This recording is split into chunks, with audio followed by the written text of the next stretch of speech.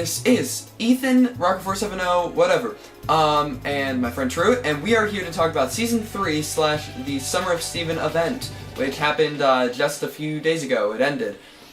So we have a lot of stuff to talk about, trust me. I have an extra large memory card for this, and not only for this, I have a lot of other stuff planned, but you know, we are ready to talk about it, and how about we get started? So instead of talking about individual episodes like we have in the past, we're just gonna review the series the season as a whole, the event as a whole, and just talk about some of the key moments that really set it apart. So how about we start with something that I really noticed, the great fights. There were some really good fights in this. As you might have noticed from the montage, I probably put it at the beginning of this video. I still don't know. Probably. But probably. Now that I've said it, I have to. Yeah. Yeah, but I'd say that my favorite one from all of it was the either the Stevonnie versus Jasper fight or the Bismuth fight. How about you? I really liked the Jasper beating Amethyst fight. That was good. Because that was very, like, whoa. Yeah, most of the time when we see the Crystal Gems get beat up, it's either by, you know, a corrupted monster, by, I don't know, sometimes themselves, like with the Sugilite thing, but, it's never been quite that bad. It's never been also a psychological beatdown. It's always just been actually against Sugilite. But you know, this is to a whole new level because it's like you were made wrong. You're messed up. You aren't as good as me. And it's just it was a really strong moment. It was a really strong thing. And I really liked the Malachite versus Alexandrite fight. That was awesome. Basically Godzilla fighting. She breathes fire. That was great. More some other fights. We had oh yeah, Jasper versus Smokey. Who can forget that? That was a crazy one. I don't know, at first I felt like, okay, Smokey's design, this is odd, but okay. And then I think by the time I saw her a lot in the Know Your Fusion, I really was like, oh okay, this is cool. I like the design. I like her personality, her designs, it's not the worst thing. But I heard someone complaining on Instagram, and this is a video I'm thinking about making. I don't know. They were like, "Oh, you can't make fun of Smokey Quartz. She's the first fat fusion. She's beautiful. She's all this kind of stuff." And I was like, I'm not saying she looks ugly. I'm just saying I don't like the design. This doesn't equate. So I might make something about that kind of thing later, about social justice and its place in Steven Universe. I don't know, something like that. More along the lines when social justice just goes too far in the community, like with the thing where that one artist got bullied on Tumblr to the point of trying to kill herself. That's an example of what I'm talking about. And again, that kind of stuff. But that's neither here nor there. The Smokey fight actually leads to another point that I want to make. There was this one line in it where they were where Jasper had fused with a corrupted monster, and she was walking towards her. She was like, "This one will blow you away." And she starts getting blown back, starts walking forward though. She's like, "Didn't impress you, I have three huge fans," and she did that. I think the series has been getting pretty funny. Not as funny as like Gravity Falls, but it's still getting pretty funny. In Season 3 and through the event. I especially liked Restaurant Wars with the whole anime thing where it was like, this cream cheese adds a whole new level of flavor and all that kind of stuff. I really liked that. Really, the two funniest episodes for me were just the last ones of the Summer of Steven. Those were good. The Wile E. Coyote reference, which it took me like 2 or 3 Peridot getting crushed by boulders to really get, okay. This is definitely Roadrunner. They're doing this. They're doing it. They're going through with it. And then I'm a sucker for meta humor, so Know Your Fusion just kind of hit all the right notes for me. Yeah, I especially like the touch that during the little games they played like small game showy versions of the theme songs. During the Opal one, they were playing Amalgam. I forget what the one for Sugilite's called, and then for what was the last one they did? For Sardonyx they played Entrainment. I think is the I think that's the, I don't know. Entrainment. So I really liked that. I liked the line where she was like, we don't have to pay her, right? She's not actually in this episode. We still do? Yeah. Oh, she's so expensive. So that was funny, referencing Nicki Minaj there, and why they have not had Sugilite talk again in the show.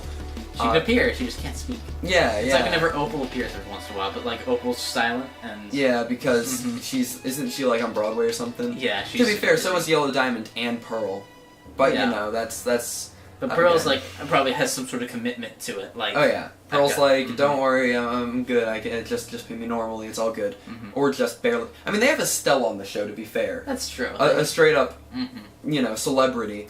They do. I'd be curious to see how much they pay people and how much money they actually get from like to spend on voice actors. Yeah, yeah. I'd assume they get quite a bit considering the cast they have. Zach Callison's won multiple Emmys and stuff like that. Just a really good cast. Speaking of which, I'd like to talk about Bismuth, which had some of the best voice acting in the show so far. Honestly, it had what was the Bismuth's name again? The girl from Orange Is the New Black. She did great. She put everything into that performance. I was scared I saw the trailers and I was scared. I'm like, oh no, they're doing the sassy black lady cliche. Oh no, oh no, oh no, what are you doing? No, don't do it, Stephen. And they didn't do it. It's kind of like how everyone, when they first saw it, they were like, "Oh my God, they got the housewife cliche," or like Pearl. We got the slobby person cliche. We got the I don't know what cliche you would call Garner. I guess the big. The stoic bodyguard cliche. Yeah, that kind of stuff. But they really subverted a lot of that stuff, so that was good. This show's all about not doing cliches, I guess. Especially with Greg, they avoided that really well. I'm like, alright, so he's got money, so he's going to become corrupted by money, he's going to go through the thing where he's, frivolously spending all of his money, and it's like, no, it's actually kind of sticks to the character, he's happy, and he just, he has, two things on his bucket list that he's like, I won the car, and this, maybe some album. And he's like, and after that I'll be, set for life. Yeah. He's like, maybe I can put you through college? No, I don't have time for that. Oh, okay, that's good. Courses online. Courses online. Which brings us to Phoenix. Mr. Greg. Mr. Greg was a great episode. I loved it so much. It's one of my favorites, I think. I'd say it's definitely in, the top 3. Yeah, it definitely led to one of my best covers on this channel, I'd say, if not the best, because, not gonna lie, for a while I thought it was the Jasper one, but now I realized, ooh, that's not very good. The lyrics are fine, but oh boy, I should have hired someone to sing it. There was that, but it definitely led to one of my better singing performances. It just was a really emotional episode. It hit all the points you have to. It was a great musical episode. It took all of the songs for the entirety of season 3, so that was cool. No one really cares because of how good of an episode it was. Either that or Bismuth is definitely winning an Emmy. I can feel it. I feel like a few times I'm like, ooh, y'all are going for the Emmy. I can feel that Mr. Greg or Bismuth is almost definitely getting an Emmy, but to be fair, Lion 3 got sniped out by Jake the Brick, so you can't really call these things anymore. What was Jake the Brick? Was that Jake turns into a brick for an episode, and he just watches the world. That's what it is. Okay, so, gosh, how about we talk more about Steven? He's developed a lot recently, especially... he got good. He got very good. He got, man... With the introduction of all these new powers, like the extension of the bubble, the spiky bubble, the floating powers, mind powers, healing spits working again, being able to... he's been able to summon a shield well for a while. He's getting faster, he's getting stronger, he's becoming a real crystal gem. He's about the same level as Amethyst now, which is pretty great. He's more or less mastered fusion. Not with all of the gems, of course. He hasn't attempted that yet, but he's mastered it with Amethyst, with Connie.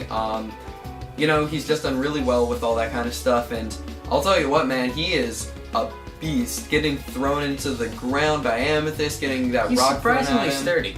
Oh yeah, like Peridot. I like how they kind of they peppered in lines that showed that other people were noticing. Yeah. Whenever he's telling that story, the flashback one with Greg and Rose, he quickly runs really fast, and Greg's like, man, you're getting fast. Or in Drop Be Dead, he picks up this huge ant by himself, and one guy's like, what is Greg feeding that kid? Marty's like, what's Greg feeding that kid? I almost wish that line wasn't in there because they've been showing it throughout the episode, and I feel like it would kind of be cooler if they had done for people who notice it, but at the same time, they did straight up just go into the super strength thing a few episodes later, so can't blame them. A cool theme in this season, and the event that they've been exploring, is corruption. You know, we had the whole centipedal thing, we had Steven talking about corrupted gems to Peridot, we had Jasper getting corrupted, spoilers. We had all that kind of stuff. Just a big spoiler at the very beginning. Just a big spoiler thing. It's a bit too late now. It's a little late, but it's not too late to edit it. There you go. That's always the fun thing about editing. Retroactively put it in. Oh yeah, we had that. That was great. We had a lot of stuff with Steven and Amethyst. We haven't gotten a lot of Amethyst recently, and getting her again and her struggles again, and getting Steven with that, talking about his mom and how he's been training hard, not because of the positive reinforcement that Pearl's been talking about, but because he wants to show that he can be as good as his mom. And that's a really cool thing. I really like the way they did that. Switch topics here. Do we think it's Peridot and Amethyst are gonna get together? I would prefer that. I personally want Peridot and Lapis. I want Peridot and Lapis and Pearl and Amethyst, because I feel like those are the two they've been setting up. I don't think Pearl and Amethyst. I think so. If you pay attention to like the recent episodes, it's gone from, oh, don't listen to Amethyst too, I'm so proud of you, you've influenced him so well, and a bunch of other stuff, and Opal's formed without any problem now, and all that kind of stuff. I think, you know, even if they don't make it canon, there's quite a few clues there. Oh yeah, speaking of which, Lapis, she went from being my least favorite character to just, oh, she's fine, she's pretty good. She's chill. Almost exclusively through that one episode, not Alone at Sea, though that did help. Beta, that one really got me to like her quite a bit. Her meat works. I like the way that she's not like talking about depressing things, but she still sounds so monotone and deadpan, and it works so well. I love it. Her performance is great. In contrast to Peridot, who's the most over-the-top big character you have. Yeah. There are two more big things that we want to talk about here. First of all, Pink Diamond. She was officially revealed, though everyone already knew she existed, kinda, through the insignia and all that kind of stuff. It was great. We knew something had happened to her at the very end of Earthlings, but then in, which one was it? Back to the Moon, they straight up were just like, yeah, she shattered her, and Steven's reaction was really, really heartbreaking, but it was also really, it was a good reaction. I thought it was something that Steven would really think. He'd be like, no, my mom would never do that. She'd never shatter a gem that's... Especially post-Bismuth. Oh yeah, especially post that. Because he was like, oh, she was above this, but then he realized, oh wait, she literally started the war by shattering Pink Diamond. Or she did it near the end. No one really knows yet, but the main theory is that she did it beforehand and started the war. I have a theory. Yeah? Which, I'm not alone in this theory. Is this the one where Pink Diamond like switches bodies with the Rose Quartz Soldier and then turns her gem into like Lion? Because I saw a comic based on that. Well, I wouldn't say switches bodies, but like maybe some shard for, I don't know. I think you think like that Lion is connected to Pink Diamond. I think he may be some reincarnation, some extension, something of Pink Diamond. I don't know. A lot of stuff with Pink Diamond coming up. The Diamond Authority in general, probably going to get a lot more screen time in seasons 4 and 5. I'd expect them to be the main villain of 5 and maybe an upcoming Force in 4. Like, people have been talking about Steven uncorrupting gems to make a sort of army, I guess. So I want to see Homeworld. We probably will eventually. I want to go to I'd say so. The rubies were really great. I loved them. They were both really cute and also just really good. I like the performance by the one lady, I forget her name, who plays Ruby. I'll put all of the names just on here whenever I forget a name. You know, that kind of stuff. It was really good. I liked them. I liked all their different personalities. And the final big thing that we want to talk about, at least I'm pretty sure the final big thing, let me check my little list here. Yep, that's what I want to talk about. Love Like You was finally played in its entirety. So that was cool, hearing that.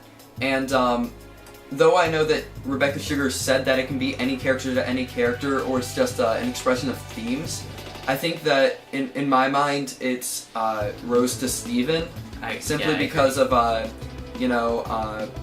when I see the way you act, wondering when I'm coming back. It's like when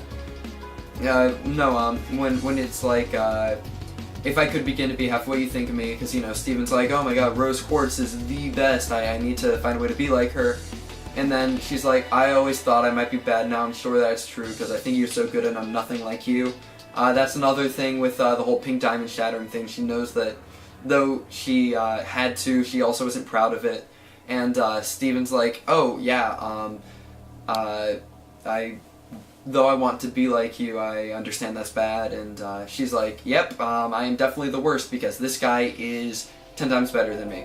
So, he's doing stuff she could never do, partially uncorrupt gems, probably will eventually completely uncorrupt them.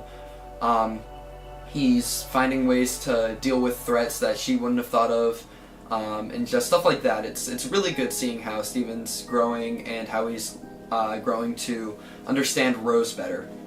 So, yeah, I really like Season 3. I think it combined a lot of the best stuff from 1 and 2. It combined the plot and heavy storytelling from 2, but also got the characters from 1. It had a lot of the cool powers. It shows Steven coming into his own, the gems becoming even more capable of, human things, like empathy, understanding, that kind of stuff.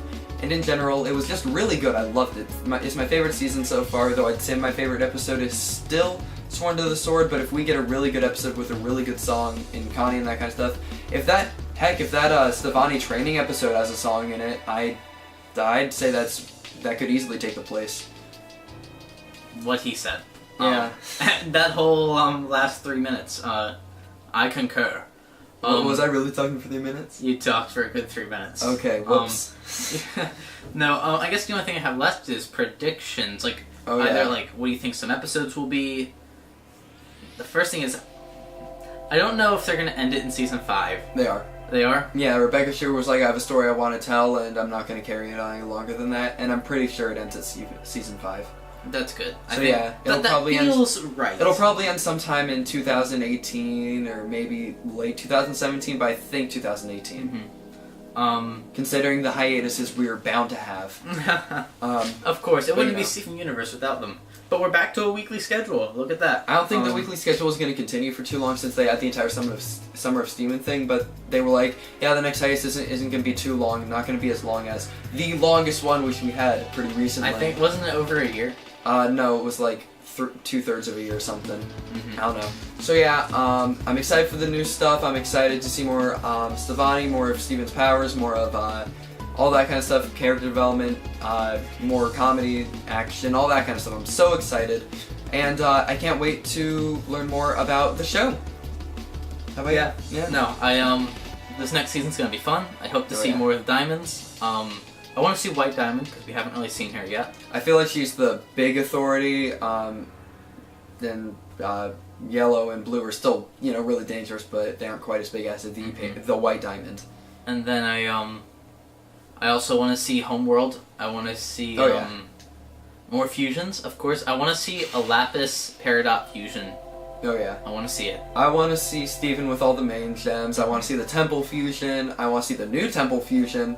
I want to see Lapis go through, not wanting to fuse because of her, previous fusion. Eventually realizing, oh wait, the reason I hated that is because of who it was with, not because of the entire idea of it. And then I don't know how, but I do want Jasper to come back in some way. I don't want a redemption arc for her, though. That would... I don't want her... I feel like it's going to...